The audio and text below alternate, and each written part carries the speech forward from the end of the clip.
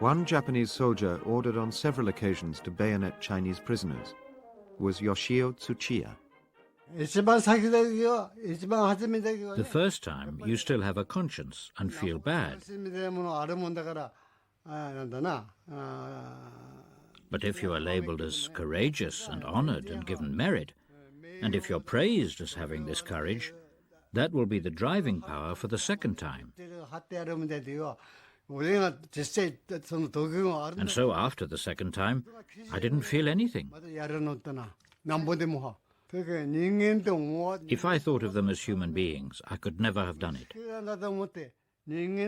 But because I thought of them as animals or below human beings, we did it.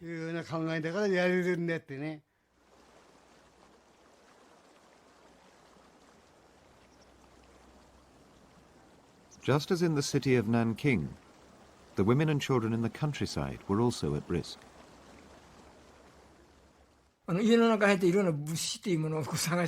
When soldiers went into the village and entered the houses, they first searched for any valuables to take.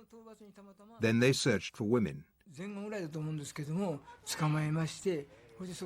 My comrade by chance found a woman in her 30s and captured her.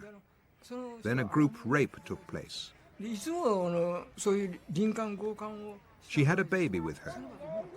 Normally, when group rape happened, the victims were killed. But this time she was not killed and was carried to the next base camp. Then she was taken with her baby on the march the next day.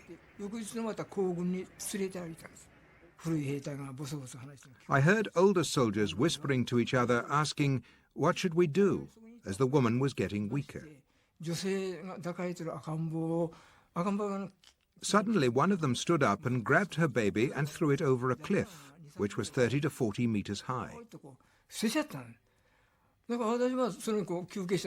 Then instantly the mother of the baby followed, jumping off the cliff. We were on a break, and when I saw what was happening in front of me, I thought what a horrible thing to do.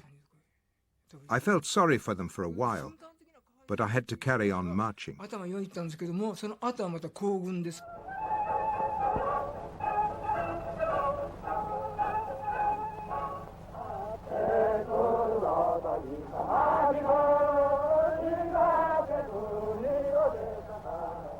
No one will ever know exactly how many suffered during the Japanese attempt to create an empire in China. But there can be no doubt that many millions of Chinese died.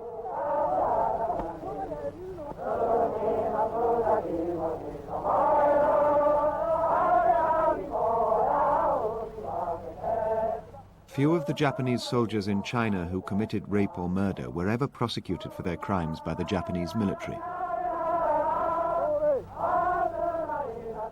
But after the war, some Japanese soldiers, like Masayo Enomoto, were imprisoned for war crimes by the Chinese. During the war, there were many times when you raped and killed women. Didn't you feel guilty about what you were doing? I didn't feel any sense of guilt then. Why? Why didn't you have any sense of guilt or shame? Because I was fighting for the emperor. He was a god. In the name of the emperor, we could do whatever we wanted against the Chinese. Therefore, I had no sense of guilt.